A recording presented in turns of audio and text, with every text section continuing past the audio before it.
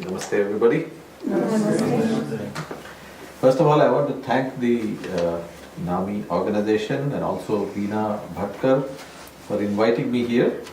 It's my great pleasure to be here because it is always a great pleasure to share this knowledge, which is an ancient knowledge. The prayer that I just said is an invocation to my gurus and to the lineage of gurus that goes back thousands of years, which gave us this knowledge of yoga. This is the attitude of the yogi, is an attitude of humility. That's why we always start with the Guru Stotram, which is a prayer to the Guru. And the humility is the key to spiritual growth and for happiness. This is what is believed in the system of yoga and Vedanta. So, yesterday was a All Fool's Day, April Fool. And we all make fool of each other, we make fun of each other, but it's over in one day. But your mind, or our mind, fools us every day. For the mind, every day is April Fool's Day. And it has been fooling us since centuries. Since millennia, it has been fooling us. The mind is meant to be our servant, but it has become the master of humanity. This is the tragedy of this world, that the mind can create a Mahatma Gandhi, it can also create a Hitler. And in the 20th century alone, the total number of people who died due to human atrocities is 100 million people. This is the power of the mind. It can cause enormous destruction. It's a very good servant, but a very bad master. And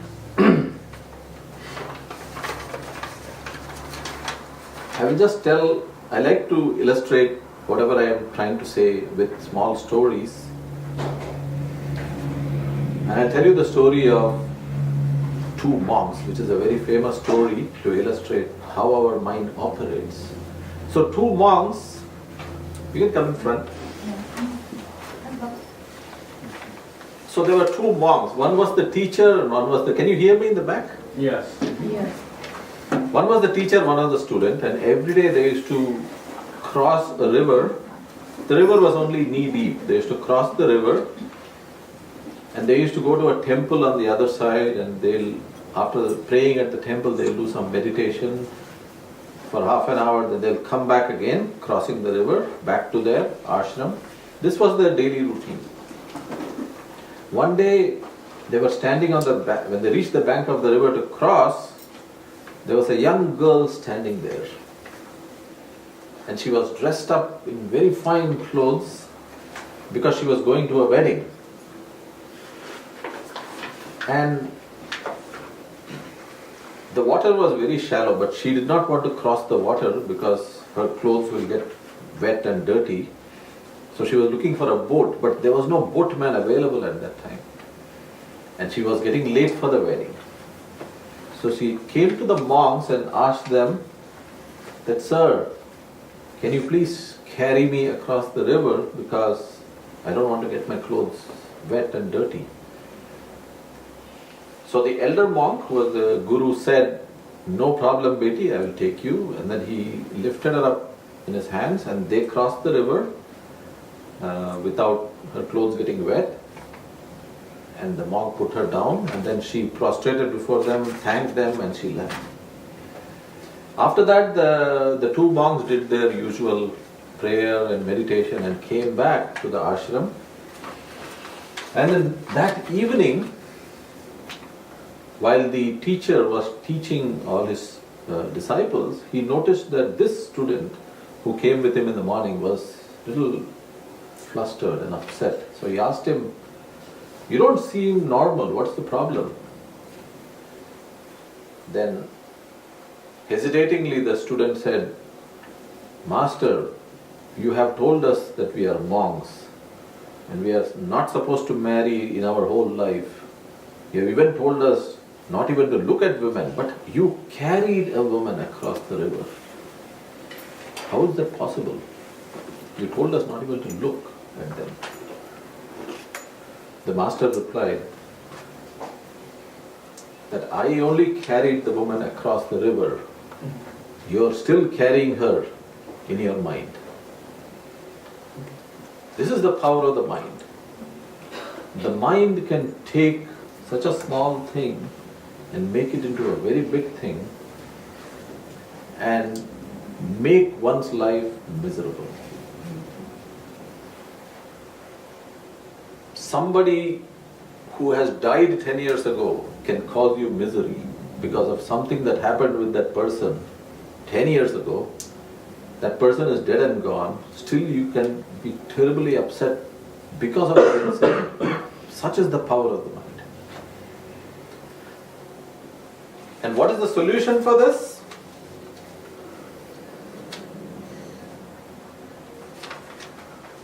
I will talk about the system of yoga in detail, but yoga is a system which is more than 5,000 years old. 5,000 years. And it has survived the ravages of time. The Roman Empire has disappeared, the British Empire disappeared, the Ottoman Empire disappeared, the Russian Empire disappeared, but yoga is still here. Which means there must be something in it which survived through all these years. And indeed there is. Yoga is an extremely powerful system. The popular form of yoga is one of exercise, but actually yoga is a much deeper system. And the purpose of my talk is to show you all aspects of yoga. And I want to start by describing yoga.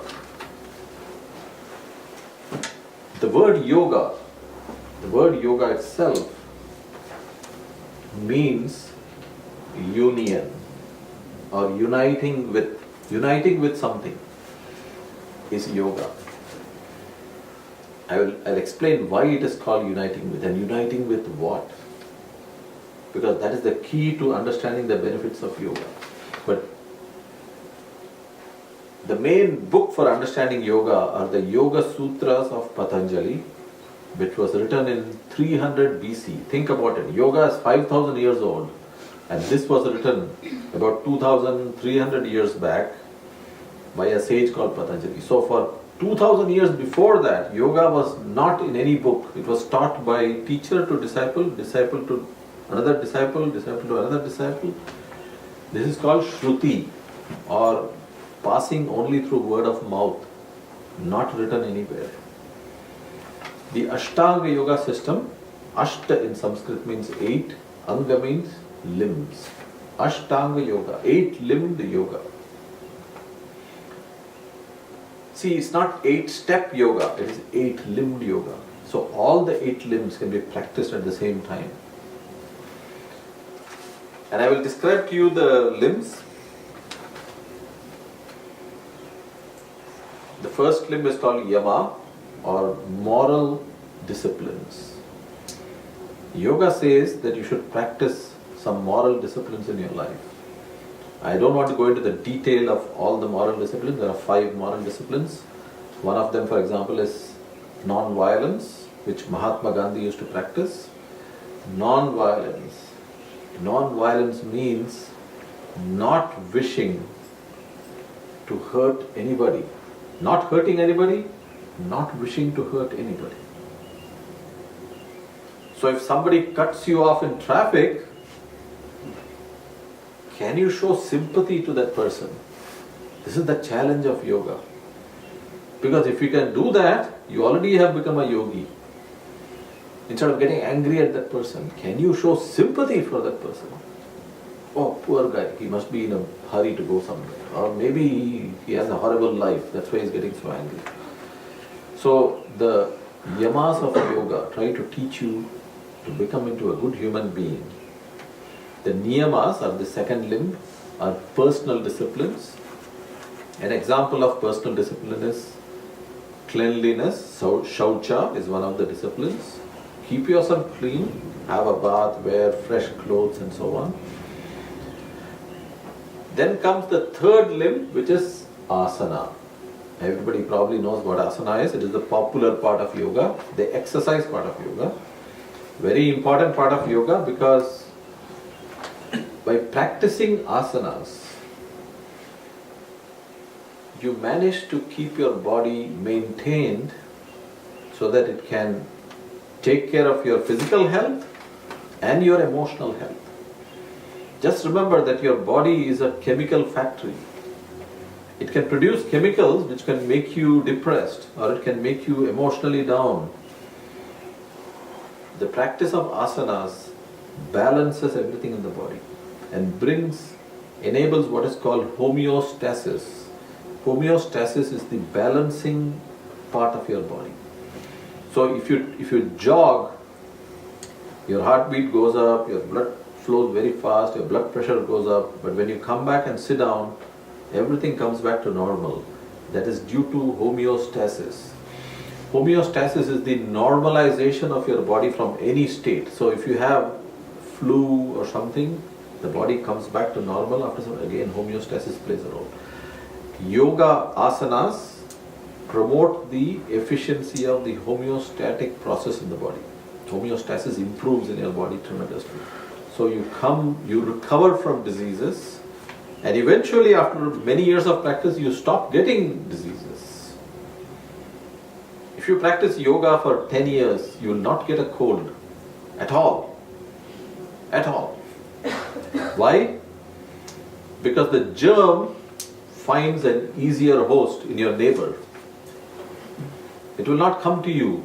It is just like if you put an anti-theft device in your car, that doesn't mean a burglar cannot break it. They are experts, they can break it.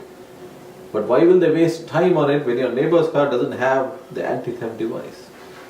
So the bacteria that are floating around, they somehow know that this guy is not a good host, and they will not go to that person. So you get free of colds and coughs and all these minor problems if you practice asanas. It's a huge field in itself. One day maybe I'll do asana practice for you all, but if you want to come to my classes, you're welcome. I do several classes. Then comes pranayama. Pranayama has a separate limb. It is the fourth limb of Ashtanga Yoga. It means extension of the breath or control of the breath. The breath is an extremely important activity that all of us do. Since the moment of your birth, you have been continuously breathing, but we never notice that we are breathing, right? We never notice.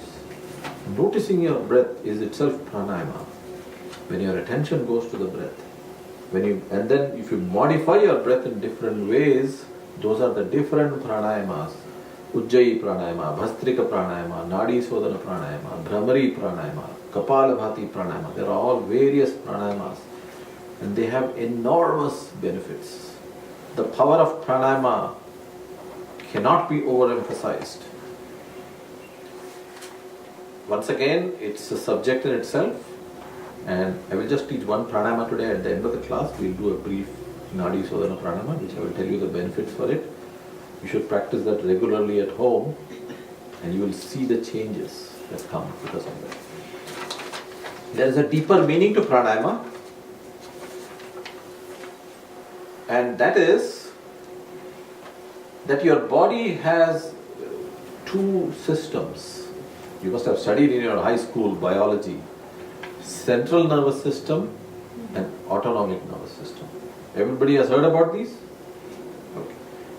So I'll explain for the benefit of those who don't know. Central nervous system is the system that you use to do voluntary acts. Like all of you can scratch your head now, right? How many ever times you want, you can do it. This is you're using your central nervous system. Yeah, I want to do it now, I can do it. Again, I can do it. Autonomic nervous system, on the other hand, is not in your direct control. For example, can all of you start sweating, please? Can you start sweating? You cannot. You have no control on it. But you can create sweating by jogging or sitting in a hot room or something, right? That is controlled by the autonomic nervous system. You have no control on it. Most of the processes in your body which are life critical, like heartbeat, digestion, blood circulation, blood pressure, all these are autonomic. Thank God they are autonomic. Because you may forget to beat your heartbeat. If it is voluntary, think about it, you are on the phone. Oh wait, I forgot my heartbeat. So the Creator decided, said, my friend, I will control all these things. You just scratch your head. I'll take care of the rest. Right? So every process in your body either belongs to the central nervous system or the autonomic system. Except what process?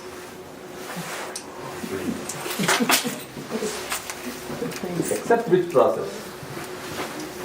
Yes? Breathing. Right? Now when you go to sleep, do you breathe? Of course. It's taken over by the autonomic nervous system. Can you stop your breath whenever you want? Sometimes. Central nervous system. It's the only process. Correct? There's no other process. And that fact has enormous implications. What it basically means is that your breath has 1 foot in the conscious or the central nervous system and 1 foot in the subconscious or autonomic nervous system. Therefore, when you do pranayama, it directly controls the subconscious. The subconscious, believe it or not, runs 99.9% of your life. All the habits that we have and the mind that controls us is all coming from the subconscious. The practice of pranayama directly goes to the subconscious and calms the subconscious down. That is the main benefit of pranayama. The pranayama is often called the bridge to the superconscious, not just subconscious.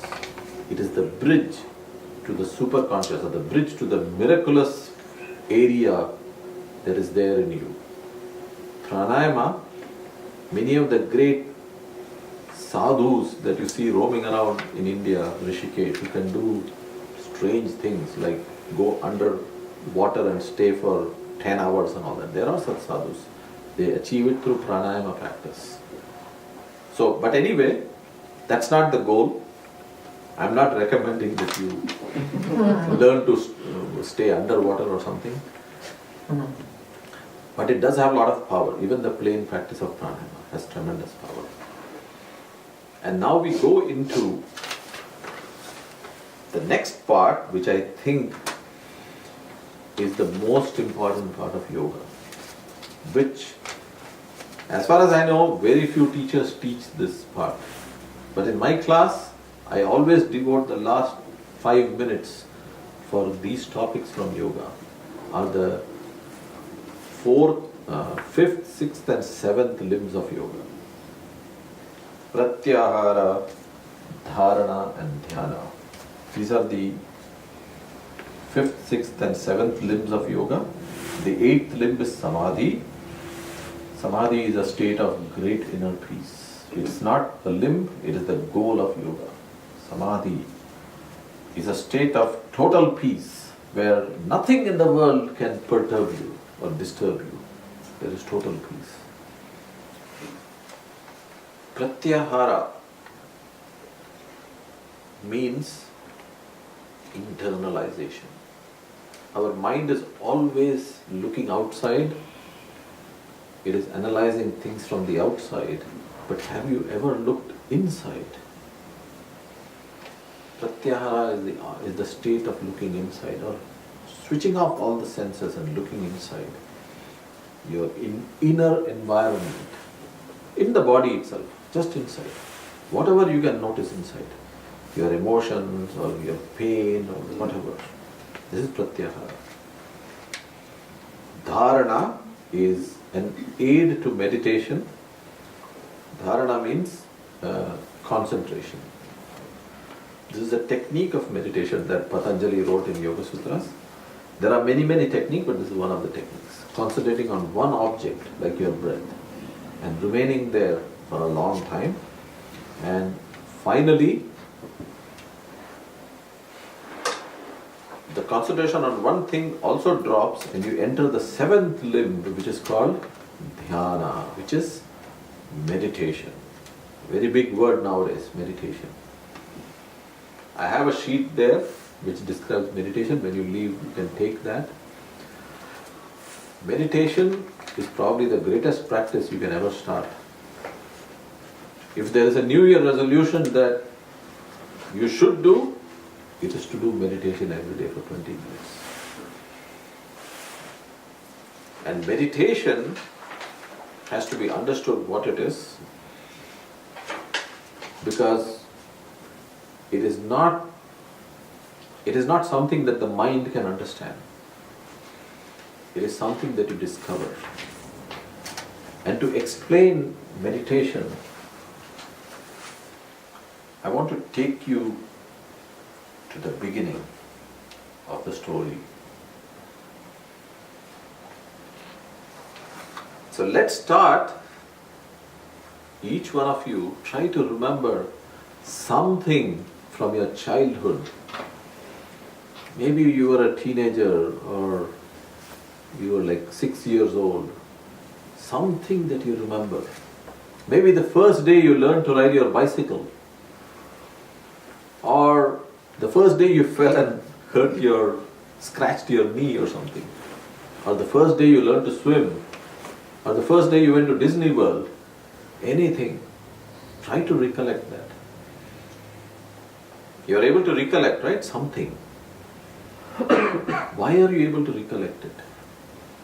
Because at the time when that incident happened, something was noting it down in your memory, correct?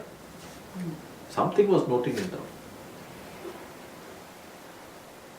There was an entity in you which was noting it down. That entity is the same entity sitting here listening to me just now. It is noting down this lecture now, right? When you go home, you'll remember there was a lecture day before yesterday or 1 week back. The same guy is noting down this lecture right now.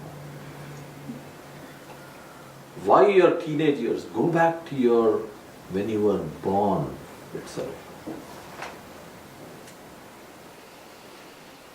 Each one of us was born, right? For sure.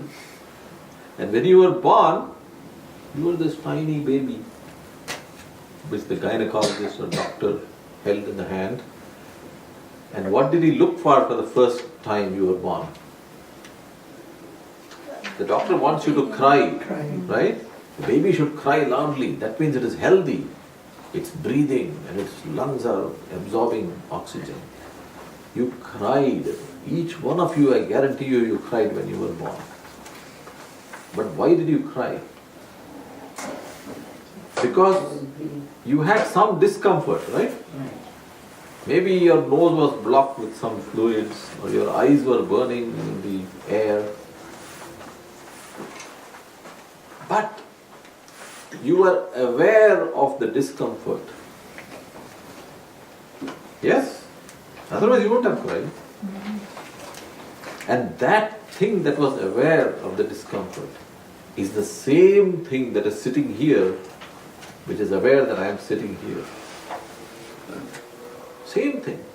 Nothing has changed as far as that part is concerned. Nothing has changed. Your body has changed, you have become bigger, your hair is turning grey, your knees are hurting, whatever. That entity is unchanged. And let's go forward to the future. All of us were definitely born, and all of us will definitely die. These are two sure things in your life. Nature has created that all of us will die. Otherwise, instead of 7 billion, there will be 700 billion on this earth. And there won't be a place to even stand. This is the law of nature, that all of us have to die one day. But the day you're on your deathbed, you're noticing all these people around you. Your doctor says, you'll come out of your heart attack, don't worry, nothing's going to happen. You're doing well. And then suddenly, your monitor starts making sounds, and then everybody comes running with all those electrical equipment, and they try to revive you, but then you're gone. But that moment before you went, you were aware of everybody standing around you. Your awareness was present even then. Right from your birth to your death, your awareness, in Sanskrit it is called Chaitanya. It is always present. It has the quality of alwaysness. You can never switch it off. Can you switch off your awareness? Can you say, I'm not going to be aware for the next 10 seconds? You cannot switch it off. Because even if you try to switch it off, you are aware that you are trying to switch it off. This is called Chaitanya. Why I am talking so much about this Chaitanya is because this Chaitanya is the great secret of yoga that each one of us can discover. In Bhagavad Gita, Lord Krishna says, Raja Vidya Rajaguhyam. It is the royal secret which evades us always. We are unable to understand, although it is present all the time, we are not able to notice it. But the process of meditation makes you aware of the power of this Chaitanya. You are aware of the presence of Chaitanya from your birth to your death. As somebody said, this is the small hyphen on your grave. Your grave has 1920 to 2020 or something. There's a small hyphen in the middle, right? That hyphen is your awareness from birth to death. But actually your awareness is present even before you were born. And it will continue to be there after you die. It is the thing that never dies. It has no death. It is ever present. It is extremely powerful, and it is the source of all creation, and it is within you. Think about it. Within you, you're carrying something which is billions of years old. It is more ancient than the hills. Imagine if you go to your basement one day and find a painting which is 2000 years old. You'll consider it very valuable, right? You have something in you which is older than the galaxies and the whole universe. Think about how tremendous that information is. To discover that is yoga. Union with what? Union with the Chaitanya. Union with that insurmountable power that is within you is the goal of yoga. The system of yoga puts you in touch with that power. It gives you enormous inner strength. And this is not that somebody like me is going to make you achieve that. You have the power. to achieve that. It is within you. The famous Saint Kabir has sung, right? Many of you would have heard, Moko kaha dhoonde re bande, main to tere paas. Where are you searching for me? I am within you itself. It is within you. And in the total silence of meditation, it reveals itself as the greatest power. And when this Chaitanya reveals itself, nothing can survive in front of it. No disease, no suffering, no amount of sadness can survive in front of it. It is the source of bliss. The nature of Chaitanya is called Sat Chit Ananda. You must have heard this term. Sat is existence. If I ask all of you, do you exist? Will you raise your hand? Yes? Yeah. You exist. You're sure you exist. Chit means awareness. If I ask, are you all aware that I am sitting here? Everybody will say yes. The third part is Ananda or bliss. This is where we humans have a problem. Are you blissful? Blissful doesn't mean like little happy. Totally happy. I don't have any problems. I'm absolutely happy. There the doubt comes. But then the scriptures tell us that your nature is Sat, Chit and Ananda. Existence, consciousness, bliss. The whole system of yoga is to discover this third part that we somehow have lost. That you are blissful. Actually, you are very, very blissful from inside. And when you discover that, there will be just tears in your eyes, nothing else. Because there is no intellectual analysis of this. It is just total bliss. And this is the goal of yoga, is to show you that you, yourself, are that power. You don't need somebody else to give you that power. You are that power. And we human beings are the only species that have to depend on yoga. The animals don't need this, actually. And I will just conclude the talk and then I will do a pranayama and a little meditation. After that you can ask your questions. We can go on up to what time, Veena? Little after 8? Yeah, little after 8 is fine. Okay. So I'll just end with a small story. I like to tell little stories. This is a story of the frog and the centipede. Everybody has seen a centipede, right? So a frog saw a centipede walking and stopped him and said, Mr. Centipede, how do you walk with 100 legs? I have only 4 legs. You have 100 legs. How do you know which leg to put forward, which goes back, and, which on this side, that side? How do you know all these things? The centipede started thinking. After a few seconds, he said, listen, I don't have an answer for that.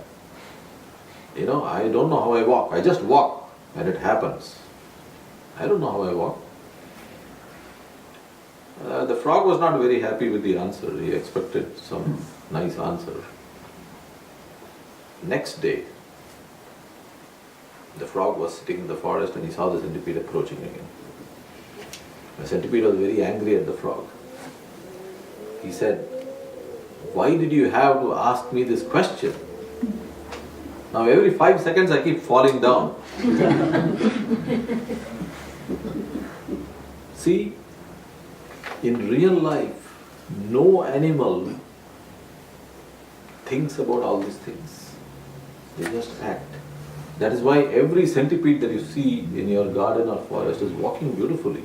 They have no problem. Their legs may be broken also. Some 20 legs may be broken. Still they are walking nicely only. They have no problems. Because they do not think too much. The brain, the mind is not their master. Human being is totally different. Our mind is like a magnifying glass. It can take such a small thing and make it appear like a very big thing. And it can cause disease. You must have heard about psychosomatic diseases. The mind can actually cause physical disease, big diseases, not like cold coughs. It can cause cancer just by thinking or suffering or mentally going round and round. It is capable of creating disease. You must have heard the term iatrogenic disease. Iatrogenic disease is a disease that you get by going to the hospital. You go for the treatment of one disease and you get 3 more diseases from the hospital. The mind can create that. But the mind also has the capability to get rid of them. Mind is the only tool you have, but you have to make it your servant, not your master. The mind is needed to book your plane ticket, to find the best deal, right? Your mind is needed for saving money for retirement. It's needed for so many things. It's a very useful instrument.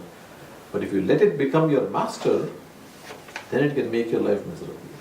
And yoga is the system by which the mind is made into the servant, not the master. And it works very beautifully for you.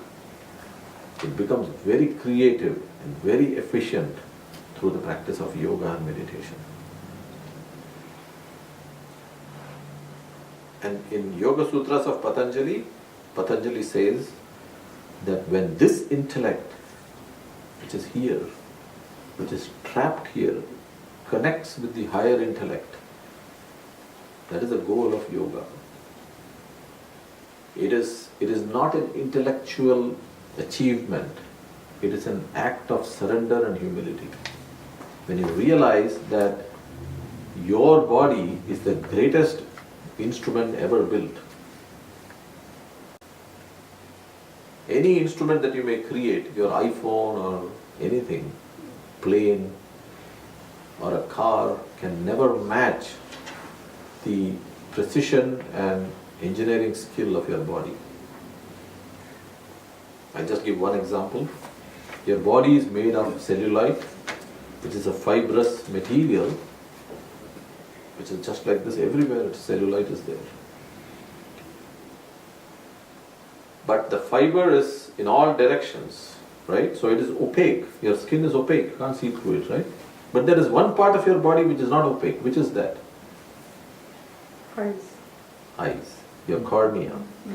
That's also made of cellulite. But when your cornea forms, the cellulite aligns itself exactly like this. Like the back net in the back door of your house, you open that net thing, it is transparent. The screen has wires this way and wires this way. If you put wires all over, you can't see through, right? By some great magic, you're exactly here. Think about it. This is the only place. The rest of it is opaque. Somehow it knows here to form the cellulite like this. This is the intelligence that is operating in your life. At this moment it is operating. The fact that you're sitting here means 100 things are happening in your body, which is good. ALS. All of you heard about ALS, Ice Bucket Challenge? What is ALS? Yes. Amyotrophic lateral sclerosis. Yes, and it is caused by? Degeneration. Neurons degenerate. Yeah, correct. So motor neurons that the brain produces, it stops producing motor neurons. Right now, even if you have to move your finger like this, you need your brain to be producing motor neurons. And each one of you, it is obviously producing motor neurons, or you'll be frozen. You can't even move your finger. It's a miracle. And when you practice yoga, and the later steps of yoga especially, you come to realize that what a miracle is happening in your life at every moment. The fact that you're alive itself is a tremendous blessing. And that doesn't come as an intellectual analysis, it comes as a deep inner knowledge, which is a revelation from inside. And then you become into a blissful person.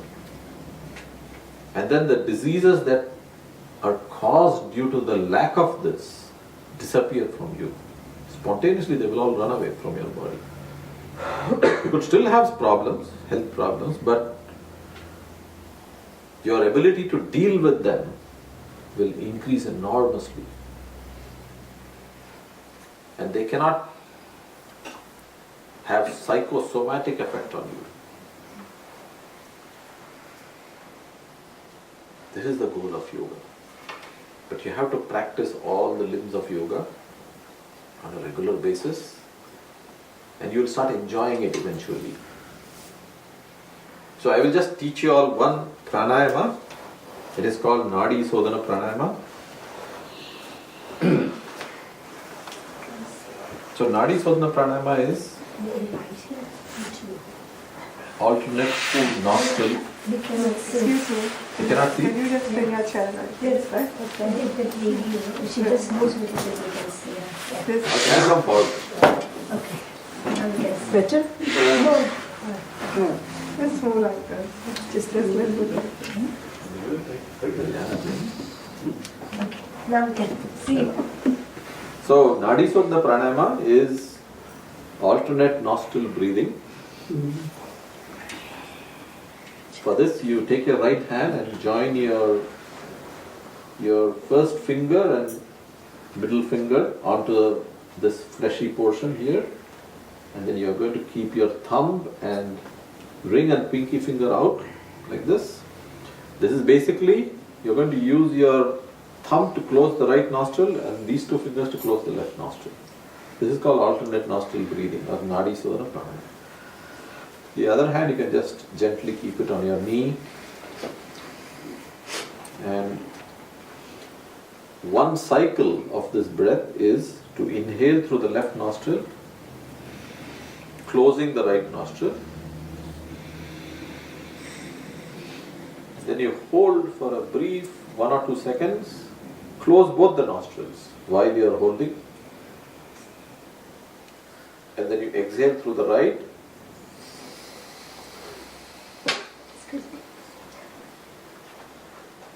And then inhale through the right. Once again, close both of them. And then exhale through the left. So this cycle is inhale left. Excuse me. Yes. Inhale left. Exhale right. Inhale right. Exhale left. This is one cycle. Okay? Like this, like this, like this. This is one cycle. How do you put your finger deep? No, like this. So these two on the on this base of the thumb. Yeah, I can see yours. Come. No, not first two fingers. First finger, these two fingers. Oh, okay. First two fingers. Down. No, not on the nose. Down. Down. Can somebody show him? Yes, Like this. Like this. Okay. Yeah, and then use your ring finger for your left nostril. And then your thumb for the right. Also come on the lower. It's It's not very critical to hold it properly. It is mostly for doing this. Right? So there's no need to do too much of Anulom Vilom. You can do 9 to 10 cycles, enough every day. But this will produce great inner peace. It'll reach your subconscious.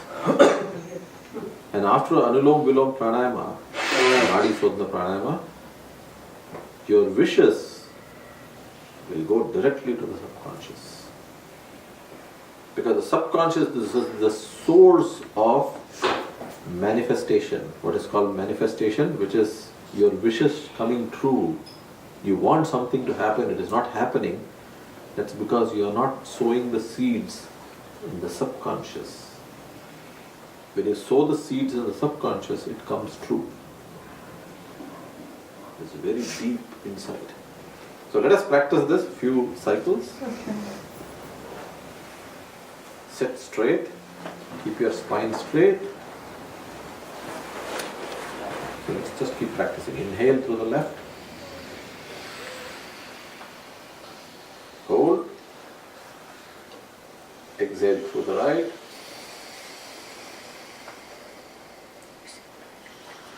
Inhale through the right.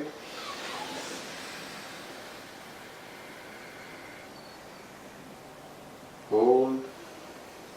Exhale through the left. One cycle. Continue. On your own, continue at your own pace.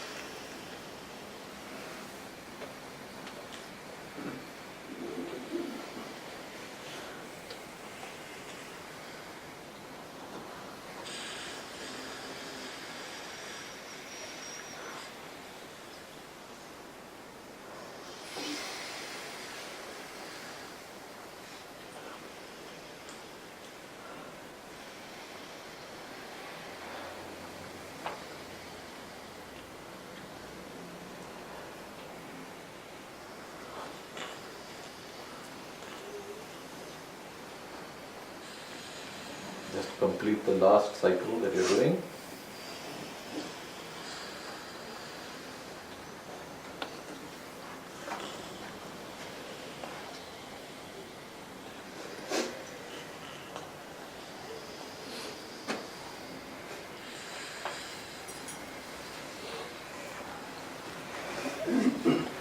Okay, I'll open up to questions now, if you have any questions. What is the name of this, you said? What is the name of this? This pranayama, Yeah. Nadi Sodhana pranayama, also called Anulom Vilom pranayama. Very nice. Can you please repeat one more time? Inhale to the left Inhale through and the left. exhale to the right. Hold for 1 second. Hold. Hold for, that is called Exhale to the right. Kumbhaka, yeah. So inhale through the left, hold for a second, exhale through the right, inhale through the right, hold for a second, exhale through the left. Okay. Yeah. Alternate. Keep going this way, right? And this is the very introduction to meditation. Helps you. This is, whether this helps with meditation? What was your question again? It Introduction. is an introduction to how you meditate. You want a practice of meditation? She's saying, is this an introduction to meditation? No, Do you it's do just- this You mean first the- before meditation? You mean the pranayama, the breathing practice? Yeah. Yes. So pranayama, any breathing practice definitely calms the mind down. So the biggest challenge you face in meditation is the mind starts feeling insecure, so it will try to take your attention away, right? So breathing practices help to make the mind more calm. So definitely, if you practice any breathing practice before meditation, you will see your mind is much more calmer. That is the only challenge in meditation, is to keep your mind on one thing.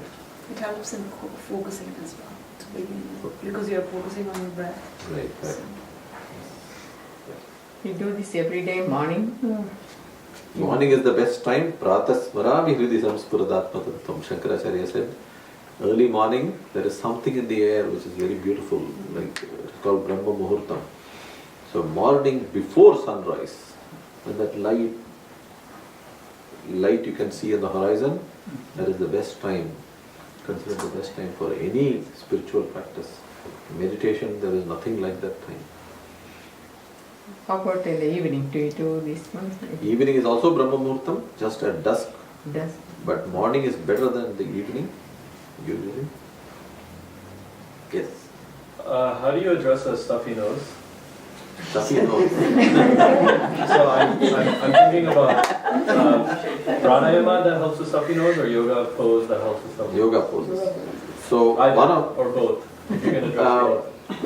well, you can't even do pranayama with a stuffy nose. So What about this one? Which one? Pranayama like this? it won't help to clear the nose. What you need is asana. So one asana is Sarvangasana, which is the inverted pose, right? So shoulder stand, what is called. If you can do shoulder stand for about 3 to 4 minutes, your nose will open up and will not block for the whole day. I guarantee you. Yes. Sarvangasana. Look it up. Look up shoulder stand. Try to practice it, and you hold it for 2 to 3 minutes. Your nose will open up, and not just temporarily, for the whole day. Thank you. Yeah. Don't eat before it. Yes. Yeah, I was just gonna, are there specific, like pranayamas for like nervousness or worry or stuff like that? Are there specific pranayamas or specific to those kind of things too? Yes. This one, the one I just taught, is very good for the nerves. Okay. So it basically balances your right and left brain. Okay. So the logical brain and the emotional brain balances them. Asanas are very important when you have nervousness and all that. Asanas are important because it balances the body fluids back. You know, all the chemicals and all get balanced. Right. And Kapalabhati is another pranayama, which is very popular nowadays. It's abdominal breathing. Never figure that out. Never. It's a very powerful pranayama. So breathing with your abdomen, exhaling with the power of the abdomen, inhaling normally. Okay. And you should do Kapalabhati for longer periods. If you can do 15 minutes, therefore you should not use too much power. The main mistake I see with people is they use too much power and they get tired in 2 minutes. Instead of that, you should drag it on for 15 minutes. So you do very light. You see this motion on the abdomen? Yeah. This motion is important rather than the power of the breath. Can you explain how you do it, like what rhythm you use to do it? So you inhale normally. You can't even hear my inhalation. But you exhale as if somebody punched you on the stomach. Or like if you are blowing your nose. You blow your nose, you do it in the stomach actually. You exhale and you pull your tummy in.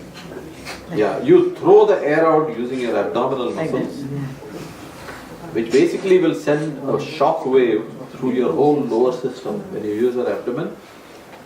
That is one of the major aspects of Kapalabhati Pranayama is that, because I do this in the morning. it activates your whole lower system, your digestive system.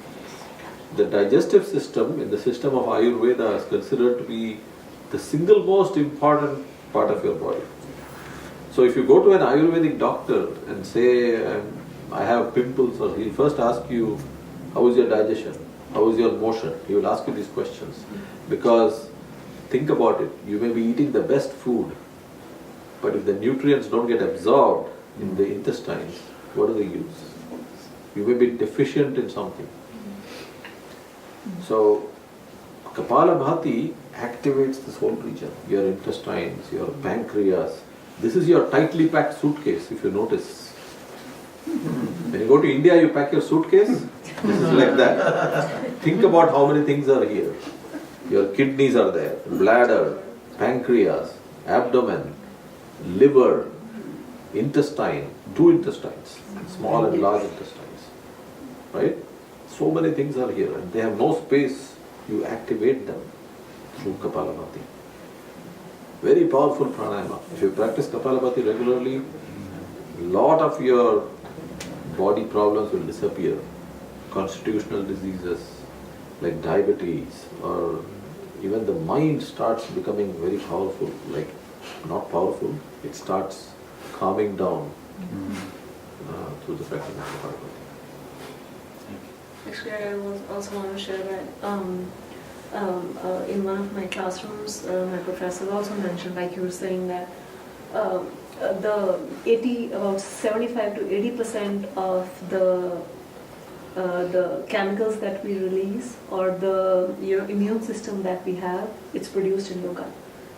So whosoever asked that question, I didn't get a chance, but if your digestive tract is good, you know what a big favor you're doing to yourself, your immune system and your brain chemicals, Right. right? Yes, absolutely. Yes. And there is a book called Molecules of Emotion. If you have heard about that book, it's written by Candace Pert. She's a PhD in biochemistry.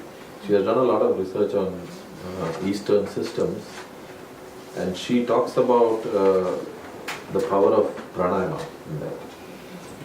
And Molecules of Emotion is a very revealing book, because what she basically shows in that book is that every molecule in your body carries emotion. So if you get angry, your amino acids also get angry, and they start attacking the body from inside. So they are all mini human beings actually. This is what molecules of emotion means. So that is why people who lose their temper or are stressed out finally get physical disease. People wonder, how did I get disease? Just by getting angry. Because the molecules also become angry, and they start attacking your own body. Yeah, and they change in structure. The structure changes and it gets what is called oxidation process. You must have heard about antioxidants. That's why antioxidants are so popular. Your amino acid or peptide will develop a bond. If you know chemistry, it will develop a free bond, and it can now react with things in your body and oxidize them, which is the cause of things like heart disease and cancer and all that. So controlling anger, controlling worries is all part of pranayama. Helps with all that. Yoga in general helps with that, because anger and all are very bad emotions for the body also. But doesn't it, when you get angry, you relieve your stress also? If somebody insults you, you want to talk back with them. You can't just sit. Yes, if it lasts for less time, right? Okay. Like that monk example I gave you. That monk, when he had to carry that girl, he carried her. But he forgot about it after that, right? He was not thinking. So if the anger continues for the next 10 years, that's why this person said to me, then the disease is continuing. When you're angry, I absolutely agree, yes. It's a normal thing. Yes. Even the greatest saint, if he's giving a talk and somebody is creating noise, he'll say, get out from my lecture, right? He has to use anger. But anger you use when you need to use it, and then drop it, right? So Deepak Chopra gives the example of your neighbor's dog. If you throw a stone at your neighbor's dog, he will bark at you. And then you go into your house, he goes into the house. After 1 month, if he sees you, he'll again bark at you, because he remembers you, that this is the guy who threw the stone, right? They have very good memory. But in that 1 month, he never thinks about you. You may be thinking about, that fellow told me this. But the dog lives in the moment, lives in the present moment. Oh, he's again here, he's going to throw a stone, bark. But for 1 month, he doesn't think about it. They are programmed for this. Whereas we are like remembering always. This guy did this to me. That's true. Right? And it's fine. The thing is, you're causing harm to yourself only by thinking. Nothing has happened in that guy. You're causing harm, you're causing disease, you're causing cancer, you're causing all kinds of disbalance in the body. The body is, poor thing, is trying very hard to take care of you. You have to cooperate with it. And yoga is a system of cooperating with the body and mind. Because they are all designed to help you, not to make you into a slave hold you ransom. They are all your friends. Wonderful. Can you go over the 8 limbs? Like I know samadhi and pranayama and asana, but the other ones. Sure. Sure. First one is yama. Okay. You want to know all 5 of them? There are 5 yamas. Yeah, that's So- real time. Sure. First one is ahimsa, non-violence. Then there is satya, speaking the truth. Then there is aparigraha, non-greed. Don't be greedy. Don't accumulate things. Then there is ashtaya, non-stealing. And there is brahmacharya. It means non-lust. And what was satya? Satya, speaking the truth. Yeah. Or being honest with people, right? Not fooling people, not cheating people. Then come the niyamas, which are personal disciplines. Niyama, starting with shaucha, or cleanliness, physical cleanliness.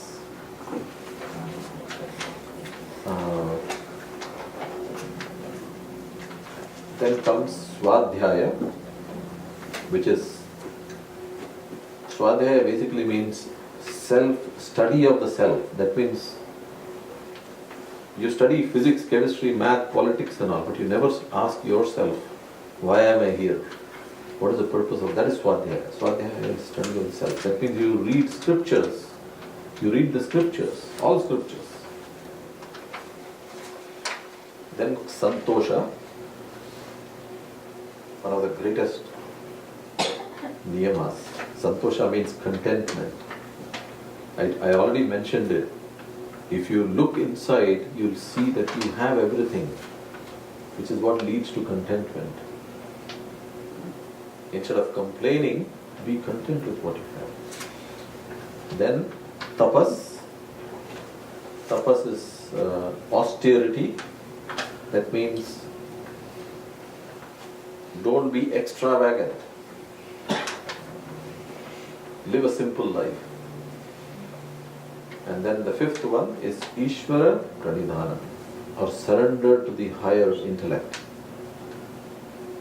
which is humility. So those are yama niyamas. 3rd limb is asana, or the exercises that we do.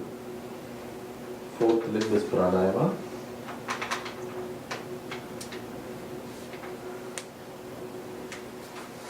5th is pratyahara,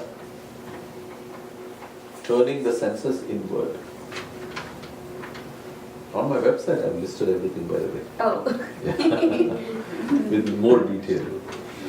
Then comes dharana, or concentrating on one thing, like your breath or candle or whatever. Dhyana is meditation, is to find your Chaitanya, to find the source of everything. The last one is Samadhi. The state of union is called Samadhi.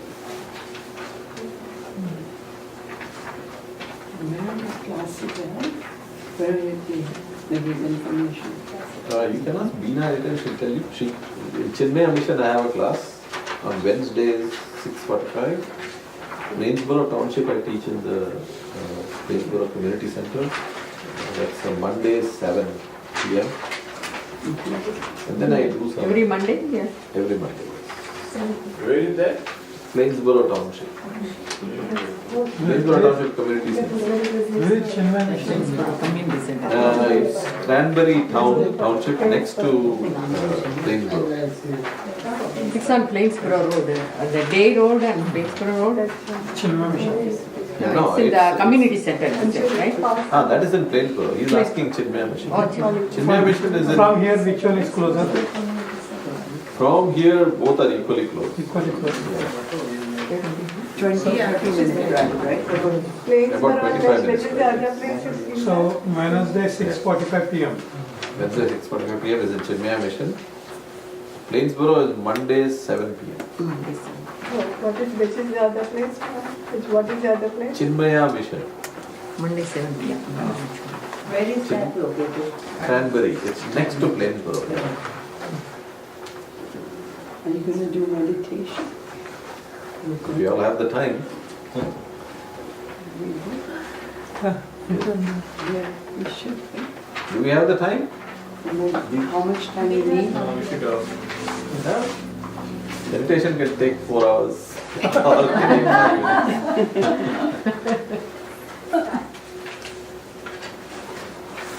Actually, they have to go to the wardrobe. Okay. Do you have a CD that someone can use on personal space? Because I move a lot, I travel a lot. For meditation or what? Yes, so I'm not going to be able to attend on a regular basis or be with you on a regular basis. Do you have a CD that someone can watch and practice? Not for meditation. I have uploaded YouTube videos which you can see on my website. On that sheet, my website is there. If you go to the practice link, I have some 3 videos there talking about all these things. Maybe I will add a video. Yes, you have your website, right? Yoga for Bliss. Yeah. Maybe I will add a meditation video later. Keep looking on the website. Okay? But meditation, most of the meditation video is going to be silent because you just have to sit quietly. There's no. After some point, the meditation is just sitting quietly. There's nothing to be done in meditation. So we can just show up there. I am distracted and my mind keeps traveling from one So you need to just bring it back. That's all. There's nothing else in meditation. So you keep your mind on your breath. If it goes somewhere, you bring it back. It goes somewhere, you bring it back. and practice until You just keep on doing that. It takes time. It takes time. The sheet that is being circulated, I have described meditation a little bit there. It is just sitting quietly. Sitting quietly with yourself. There is no technique in meditation. The technique of meditation takes you to the edge of the Grand Canyon. After that you have to jump. There is no technique after that. Any teacher will take you to one place and say, okay, now you are on your own. Because if somebody keeps talking in meditation, okay, now focus on them, there's no meditation. Because then it's the mind, right? The mind is listening and interpreting. The mind has to drop. Right? There is something that remains after everything drops. Yes? If your mind is totally quiet, there is something that remains. Try to find that. That is meditation. Every night you do it when you go to sleep. yeah. And we'll fall Are we getting late, Beena? Yeah. So this can go on forever. If any of you want to talk to me later, they can continue with their activities. You are welcome to talk. I am available for some more time. If we have some other room or something, they can talk to me. Okay, fine. I'll follow Anju to present the opinion. Thank you, Radha. Thank you so Thank much you. for coming. Thank you for a very insightful presentation. Yes, very insightful. Thank you. Come again. Come again.